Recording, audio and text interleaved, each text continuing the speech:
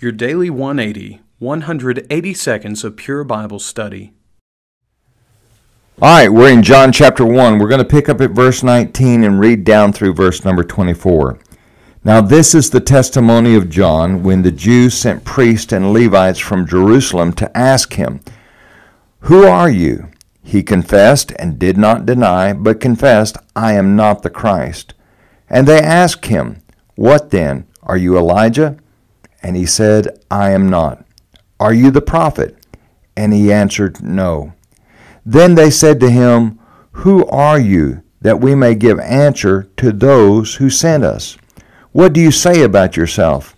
He said, "I am the voice of one crying in the wilderness, 'Make straight the way of the Lord,' as the prophet Isaiah said."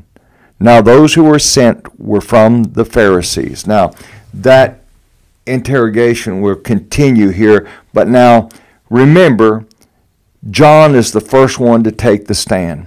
And the question is, who are you and what can you tell us about Jesus? Now, let's unpack this a little bit.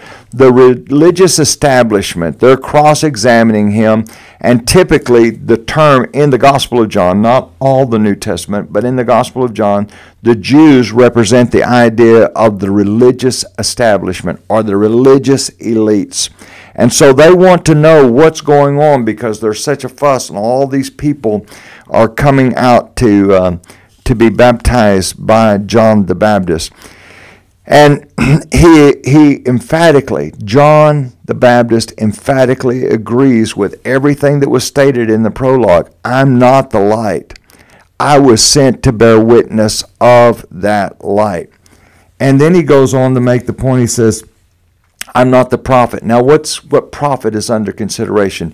This is the idea of the prophet who is going to be like Moses, the one that God had promised, I'll send a prophet like you. And then he goes on and he talks about the fact that he's not the Christ. So it's interesting, they keep progressing with all of these questions. Who are you then? Who are you? And he says, I'm not the Christ. I am not the anointed in the sense of being the Messiah.